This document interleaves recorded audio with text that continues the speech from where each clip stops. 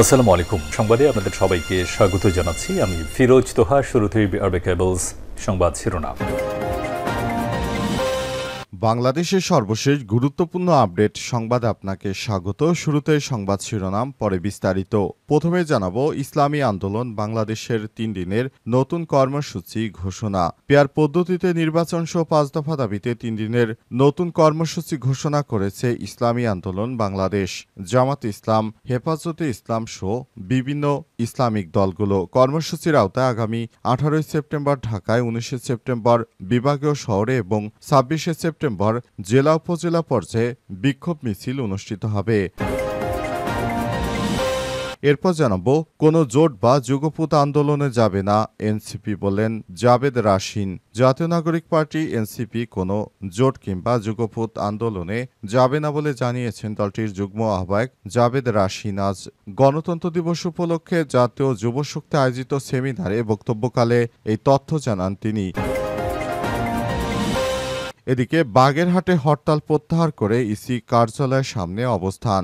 বাগেরহাটের সংসদীয় আসন ফিরে দেওয়ার দাবিতে ঘোষিত 2 দিনের আধাবেলা হরতাল প্রত্যাহার করেছে সর্বদলীয় সম্মিলিত কমিটি। এর পরিবর্তে 16 সেপ্টেম্বর সকাল 9টা থেকে দুপুর 1টা পর্যন্ত জেলার প্রতিটি নির্বাচনী অফিসের সামনে অবস্থান কর্মসূচি পালন করছে সংগঠনটির নেতাকর্মীরা। এবারে জানাবো, চিকিৎসার জন্য সিঙ্গাপুরে গেলেন স্বাস্থ্য উপদেষ্টা নূরজাহান বেগম। আজ একটি ফ্লাইটে তিনি সিঙ্গাপুরে যান। দেশে ফিরবেন 17 সেপ্টেম্বর দিবাগত রাতে। স্বাস্থ্য উপদেষ্টার একান্ত সচিব জানিয়েছেন বিষয়টি। জানা গেছে, স্বাস্থ্য উপদেষ্টা নূরজাহান বেগম ক্যান্সারের রোগী। তিনি প্রায় চিকিৎসা করাতে সিঙ্গাপুরে যান। এবং সর্বশেষ জানাবো, কাতারে হামলার পর দোহায় সম্মেলন, ইসরায়েলের বিরুদ্ধে কঠোর অবস্থানে আরব মুসলিম দেশগুলো। কাতারে ইসরায়েলি হামলার তীব্র নিন্দা জানিয়েছে আরব মুসলিম দেশগুলো। দোহায় 15 সেপ্টেম্বর অনুষ্ঠিত আরব ইসলামিক সম্মেলনের যৌথ ঘোষণায় এই হামলাকে আঞ্চলিক শান্তি এবং স্থিতিশীলতা নষ্টের জন্য দখলদার বাহিনীকে দায়ী করা হয়েছে। প্রিয় দর্শক, এতক্ষণ শুনছিলেন সংবাদ শিরোনাম, এবারে বিস্তারিত। তবে তার আগে বন্ধুরা, অনুরোধ থাকবে এই সংবাদটিতে একটি লাইক দিন। এই চ্যানেলে আপনি নতুন হয়ে থাকলে আমাদের সংবাদটি দেখতে দেখতে চ্যানেলটি সাবস্ক্রাইব করে রাখুন। কমেন্ট করে বন্ধুরা আপনার মূল্যবান মতামত জানিয়ে দিন আপনি বিশ্বের কোন দেশ থেকে বা বাংলাদেশের কোন স্থান থেকে আমাদের সংবাদটি দেখছেন এবং শুনছেন। আর বন্ধুরা, এই সংবাদটি আপনার সোশ্যাল মিডিয়া ফেসবুকে শেয়ার করে বন্ধুদেরও দেখার সুযোগ করে দিন। গাজা যুদ্ধে আপনি যদি নিরীহ ফিলিস্তিনিদের ভালোবেসে থাকেন, বন্ধুরা কমেন্টে ইয়েস লিখে বিশ্ববাসীকে জানিয়ে দিন। এবারে বিস্তারিত। ইসলামী আন্দোলন বাংলাদেশের 3 দিনের কর্মসূচি ঘোষণা। পেয়ার পদ্ধতিতে নির্বাচন সহ 5 দফা দাবিতে 3 দিনের নতুন কর্মসূচি ঘোষণা করেছে ইসলামী আন্দোলন বাংলাদেশ। কর্মসূচির আওতায় আগামী 18 সেপ্টেম্বর ঢাকায়, 19 সেপ্টেম্বর বিভাগীয় শহরে, 26 সেপ্টেম্বর জেলা উপজেলা পর্যায়ে বিক্ষোভ মিছিল অনুষ্ঠিত হবে। সোমবার 15 সেপ্টেম্বর এক জরুরি সংবাদ সম্মেলনে কর্মসূচি ঘোষণা দেন ইসলামী আন্দোলন বাংলাদেশের মুফতি সৈয়দ মোহাম্মদ রেজাউল করিমের সময় সরকার পেয়ার পদ্ধতিতে নির্বাচন ঘোষণা না দিলে সমমনা দলগুলোকে নিয়ে আন্দোলনে নামবেন বলে হুঁশিয়ারি দিয়েছেন তারা। তাদের সঙ্গে যুগপৎ আন্দোলনে 8টি রাজনৈতিক দল থাকার কথা ছিল, তবে আপাতত ইসলামপন্থী দলগুলোই মাঠে নামছে। এনসিপি কিংবা অন্যান্য রাজনৈতিক দল, গণ অধিকার পরিষদ কিংবা অন্য দল মাঠে নামছে না। তাদের মূল টার্গেট হচ্ছে তারা নির্বাচন পেয়ার পদ্ধতিতে চায়, আর এই নির্বাচনে লেভেল প্লেইং ফিল্ড নিশ্চিত করতে চায়। এছাড়াও 72 সংবিধান বাতিল চায়। এছাড়াও তারা জনগণের ভোটাধিকার নিশ্চিত করতে 72 সংবিধান বাতিলের পাশাপাশি পেয়ার পদ্ধতিতে তারা নির্বাচনের দাবি করছে। তবে সরকারের পক্ষ থেকে এখনো এসব বিষয়ে কোনো নির্দিষ্ট তথ্য জানানো হয়নি। সরকারের পক্ষ থেকে জাতীয় পার্টিকে নিষিদ্ধর ব্যাপারেও কোনো বিষয় এখনো সিদ্ধান্ত নেওয়া হয়নি। জুলাই জাতীয় সনদের ভিত্তিতে ফেব্রুয়ারিতে নির্বাচন দিতে হবে 2, আগামী জাতীয় নির্বাচনে পেয়ার পদ্ধতিতে দিতে হবে 3, অবাধ, সুষ্ঠু, গ্রহণযোগ্য নির্বাচনের লক্ষ্যে লেভেল প্লেইং ফিল্ড নিশ্চিত, ফ্যাসিস্ট সরকারের সব জুলুম ও গণহত্যা, দুর্নীতির বিচার দৃশ্যমান, 5 স্বৈরাচারীর দোসর জাতীয় পার্টি ও 14 দলের কার্যক্রম নিষিদ্ধ করতে হবে। এসব দাবি নিয়ে মূলত তারা আন্দোলনে নেমেছেন। কোনো যুগপৎ বা জোটভুক্ত জোটভুক্ত আন্দোলনে যাবে না এনসিপি বললেন জাবেদ রাশিন।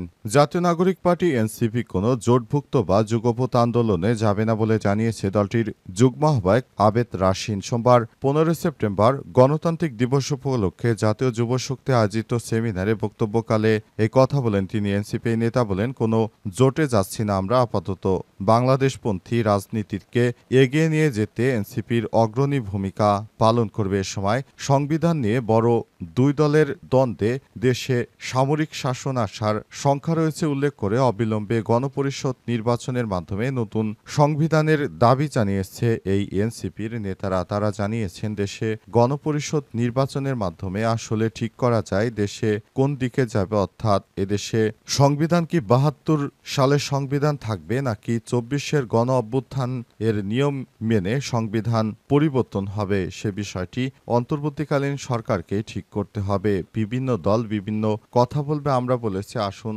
গণপরিষদ নির্বাচন, অর্থাৎ এমন একটি নির্বাচন দিন যেই নির্বাচনে সবাই তাদের মতামত জানাতে পারবে। এই নির্বাচনের মাধ্যমে যদি বাংলাদেশের সংবিধান 72-এর সংবিধান সবাই চায়, তাহলে 72-এর সংবিধানই থাকবে। আর সবাই যদি ভোট দেয় যে না, নতুন সংবিধান চাই, তাহলে নতুন সংবিধান অনুযায়ী এবার নির্বাচন দিতে হবে।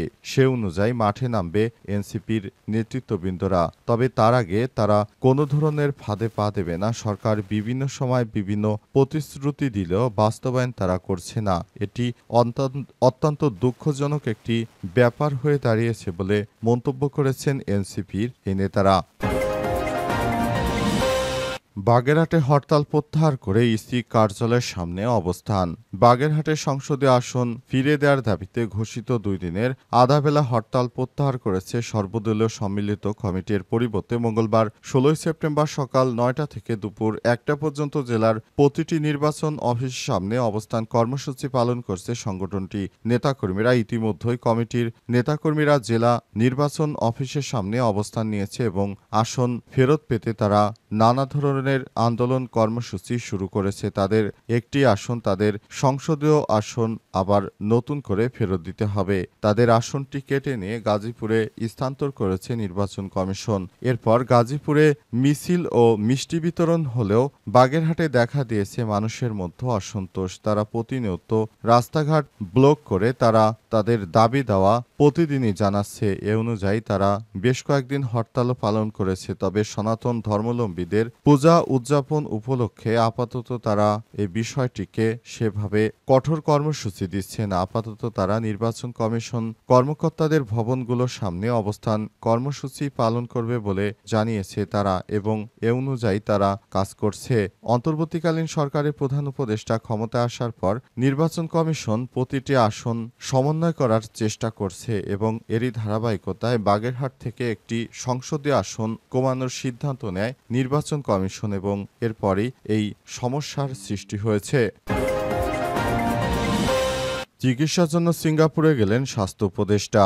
চিকিৎসার জন্য সিঙ্গাপুরে গেছেন স্বাস্থ্য উপদেষ্টা নূরজাহান। আজ দিবাগত রাতে ফ্লাইটে তিনি সিঙ্গাপুরে যান। দেশে ফিরবেন 17 সেপ্টেম্বর দিবাগত রাতে। স্বাস্থ্য উপদেষ্টার একান্ত সচিব ডক্টর মঞ্জুরুল ইসলাম সংবাদ মাধ্যমকে তথ্য নিশ্চিত করেন। জানা গেছে, স্বাস্থ্য উপদেষ্টা নূরজাহান ক্যান্সারের রোগী। তিনি প্রায় চিকিৎসা করাতে সিঙ্গাপুরে যান। ক্যান্সার অত্যন্ত মরণব্যাধি। এ কারণে অন্তর্বর্তীকালীন অনেকেই বলাবলি করছেন স্বাস্থ্য উপদেষ্টা তিনি সিঙ্গাপুরে চিকিৎসা নিচ্ছেন। দেশের তিনি স্বাস্থ্য উপদেষ্টা চিকিৎসার উন্নত কোনো কাজ না করে বরং তিনি নিজেই সিঙ্গাপুরে যাচ্ছেন। এর দ্বারা বোঝা যায় সাধারণ মানুষ তাহলে কিভাবে দেশে চিকিৎসা নেবে। তাদের উদ্দেশ্যে একটি কথা বলা হয়েছে, সেটা হচ্ছে স্বাস্থ্য উপদেষ্টা তিনি আসলে ক্যান্সার রোগে আক্রান্ত। আর তিনি স্বাস্থ্য উপদেষ্টা হওয়ার আগে তিনি নিয়মিত সিঙ্গাপুরে ফলো আপ চিকিৎসার জন্য যেতেন। সিঙ্গাপুরে যেহেতু যেতেন কারণ ক্যান্সারের এখনো পৃথিবীতে ওইরকম ভাবে ভালো কোনো ট্রিটমেন্ট পাওয়া যায় না, তাই তিনি সিঙ্গাপুরে যেয়েই তার